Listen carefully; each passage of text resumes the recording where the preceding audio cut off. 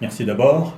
À Djibouti, comme c'était prévisible, les dernières élections législatives se sont déroulées de manière non démocratique. Elles ont été une mascarade. Pourquoi? Parce que le pouvoir en place n'a pas jugé utile de mettre en place la Commission électorale nationale indépendante paritaire, dont il s'était engagé à la création au titre de l'accord cadre signé avec l'opposition le 30 décembre 2014. Et en l'absence donc de cette commission électorale paritaire indépendante, qui est d'ailleurs en conformité avec la charte africaine sur les élections, la démocratie et la gouvernance, charte que Djibouti a signée et ratifiée, et qui de ces faits est devenue partie intégrante de la constitution djiboutienne.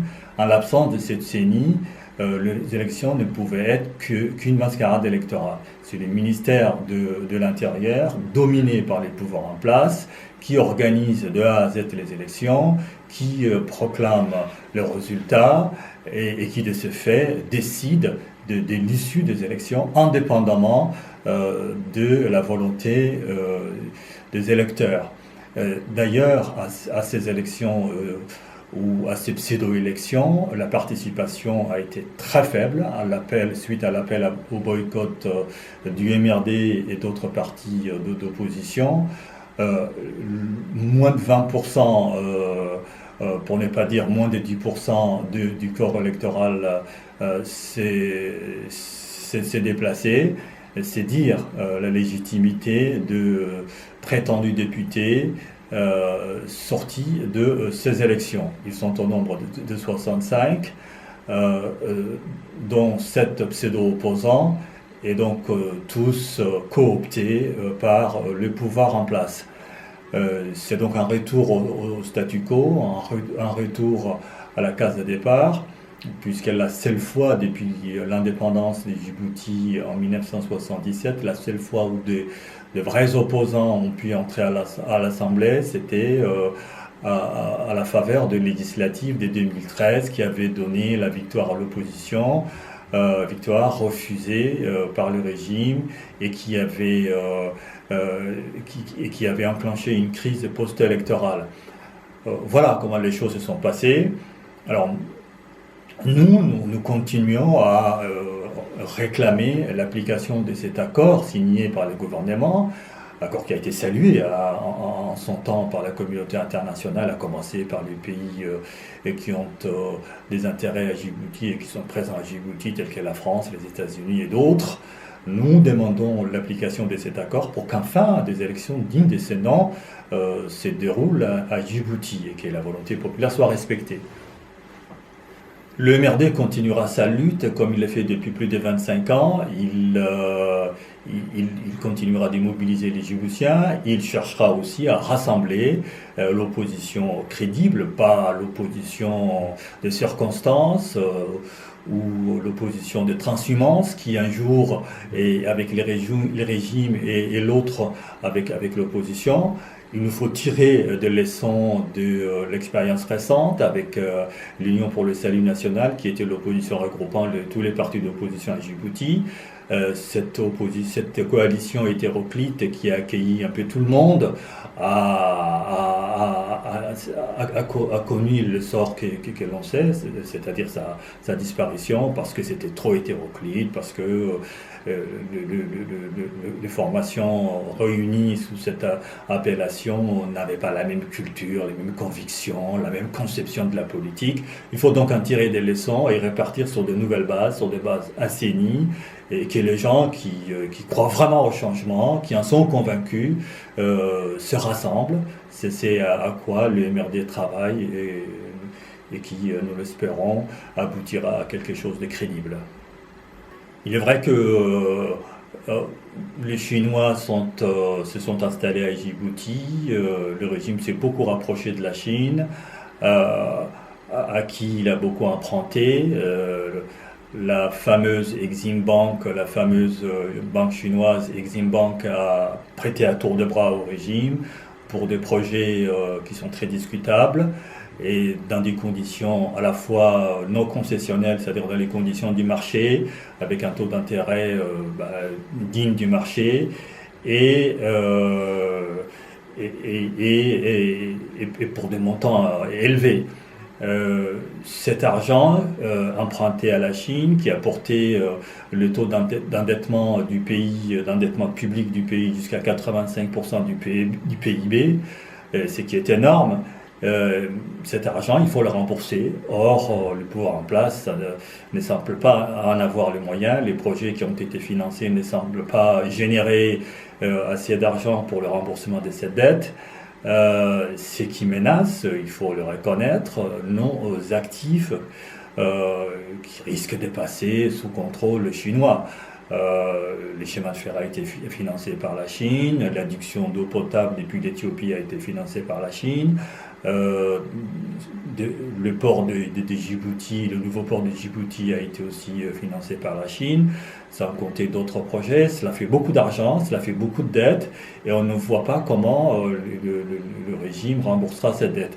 C'est donc pour nous une source d'inquiétude. D'autant que les conditions du prêt sont opaques. Nous autres de l'opposition n'en savons rien. Voilà, ce sont des choses qui se sont passées entre gouvernants de Djibouti et leurs partenaires. Et il y a aussi une présence, depuis maintenant un peu, une présence militaire chinoise. Une base chinoise s'est ouverte à Djibouti, sans que la population ne soit consultée à ces sujets, sans que le peuple djiboutien ne soit consulté à ces sujets. Nous ne savons pas dans quelles conditions là non plus. Et tout cela n'est pas fait pour aider à la démocratie. Ce que nous notons, c'est que les investissements chinois à Djibouti ne sont pas générateurs d'emplois pour les Djiboutiens et donc générateurs de revenus pour les Djiboutiens. Nous notons également que ces rapprochements avec la Chine ne va pas dans le sens de la démocratie et de la liberté. Il est malheureux de le dire, mais l'opposition n'est même pas reçue par l'ambassade de Chine à Djibouti, qui ne traite qu'avec le pouvoir en place. Donc ce n'est pas fait pour nous rassurer sur l'avenir de relations entre le régime et Pékin. Sinon, dans la région, les choses semblent bouger en Éthiopie avec la nomination d'un nouveau Premier ministre qui affiche sa volonté de réforme démocratique. Il s'est prononcé pour la démocratie en Éthiopie, sa volonté d'apaisement en relâchant les opposants détenus, en tout cas les premiers d'entre eux, en se prononçant aussi pour le dialogue avec l'Érythrée. Donc si cette volonté affichée du nouveau Premier ministre éthiopien, Messier Abiy Ahmed, concrétise, ce sera une bonne nouvelle pour la sous-région et une bonne nouvelle aussi pour Djibouti, qui a des relations de longue date, des relations importantes avec l'Éthiopie, des relations à la fois économiques, mais aussi culturelles et humaines.